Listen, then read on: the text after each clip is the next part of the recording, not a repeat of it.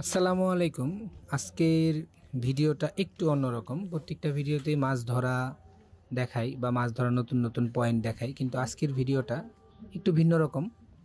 সেটা হচ্ছে মাছ ধরতে গেলে আমরা বরাবর একটু সমস্যার সম্মুখীন হই, কী টোপ কী বড়শি কীভাবে কী ইউজ করতে হবে সেটা নিয়ে। তো পিকনা বাজারের এইখানের মাছ ধরাটা কিন্তু একদমই ভিন্ন রকম, কাতলা মাছ ধরার পদ্ধতিটা। সেই পদ্ধতিটাই মূলত আজকে আমি শুনবো এবং আপনাদেরকেও শোনাবো। যদি কেউ মাছ ধরতে চান অবশ্যই আপনার জন্য ভিডিওটি উপকারী হবে। চলুন শুনে নিই কীভাবে মাছ ধরতে হবে কী টোপে। দুই কাটা কি একটু বড় বড় সাইজের না? 10 নাম্বার বসি চিনি 10 চিনু দিয়া চিনু ভেঙে যাবো না? ডাইসি মোটা ডাইসি চিনু আমরা দুইটাই ব্যবহার করি। চিনুটা তো পাতলা হয়, চিনুটা পাতলা।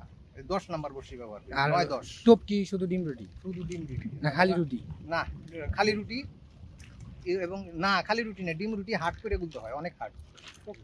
হ্যাঁ, একটাই যাতে সারা রাত থাকে না, একটা 1-1.5 ঘন্টা 1-1.5 ঘন্টা পরে পরে আমরা একটু বড় করে দেন নাকি? না ছোট না ছোটই, কিন্তু আমরা আবার মুখ চার দেই। ওই যে যেটা কাঠি দেই, কাঠির মধ্যে আবার চার দেই। চার দিলে ওইটা একটা ভরা হয়ে গেল, মাছ ওইটাতে হিট হয়। 100 গ্রাম ওয়েট হইলে ওইটাতে হিট হয়ে যায় মাছ। ওইটা কি সীসার সাথে স্প্রিং থাকে? না, এমনি সীসার সাথে দিয়ে দেন? এমনি সীসার সাথে। স্প্রিং দেন না? না, স্প্রিং দিই না। স্প্রিং দিলে স্প্রিং গেলে সিরাটা গেলে আপনি কয় টাকা যাইতেছে। আর আমরা ওই যে জালের কাঠি আছে না, জাকি জাল, ওই জালের কাঠির ভিতরে এই যে কুঞ্চি, বাঁশের কুঞ্চি অথবা এই যে ললিপপের যে কাঠি, ওটা ঢুকাই দিয়ে ওটার সাথেই চাপ দিয়ে দিয়ে থাকে এমনি। কয়টা জালের কাঠি? একটা। তাতে সইরা যায় না? না, অবশ্য সরে যাবে কেমন? লাড্ডুর টোপ তো সরাই দেয়, আর ডিম রুটি টোপ ছোট হয়, ওটা সরে না। না, ওটা ছোট না। আর আমাদের এই যে 100 গ্রাম যে একটা ইটা পরে, চারটা পরে, চারটা তো একবার নেশাদা বসে থাকে। এটা কি যে মিষ্টি চার? মিষ্টি চার। তাহলে চারটা অনেক ইম্পর্টেন্ট, চারেই মাছটা আনতে হবে। হুমায়ুন ভাই কোন কেমন লাগলো?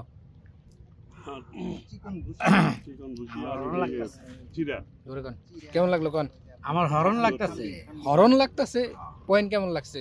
পয়েন্ট সেরকম, কিন্তু মাছ আজকে মাছ বসি নিয়ে আসলে পর্যন্ত বুঝতে পারতাম যে পয়েন্ট কিরকম। এই বসছি রাইতের বেলা বাউন লাগবে, দিনের বেলা নিয়ে লাভ নাই। তাহলে রাত্রে আসবো, অবশ্যই আসবো, সামনে দেখা হবে নাকি? সামনে দেখা হবে।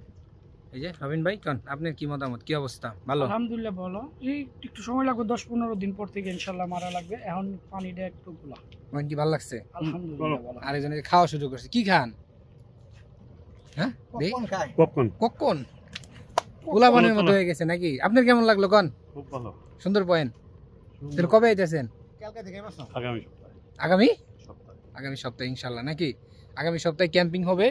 এই যে ক্যাম্পিং করার জায়গা, আমরা এখানে টেন্ট করব ভাই। এখানে তো টেন্ট করা যাবে নাকি? এখানে টেন্ট করা যাবে ভাই, উপরে এখানেও টেন্ট করা যাবে। রাতে থাকা নিয়ে মনে কোনো সমস্যা নাই।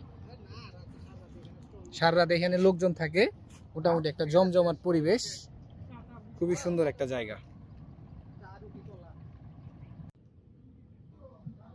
স্থানীয় শিকারী বাবু ভাইয়ের কাছ থেকে জেনে নিলাম যে কি পদ্ধতিতে মাছ ধরতে হয়, কারণ সব জায়গায় কিন্তু একরকম পদ্ধতি ব্যবহার করে মাছ ধরা যায় না, এক এক জায়গায় এক এক রকম পদ্ধতি ব্যবহার করতে হয়।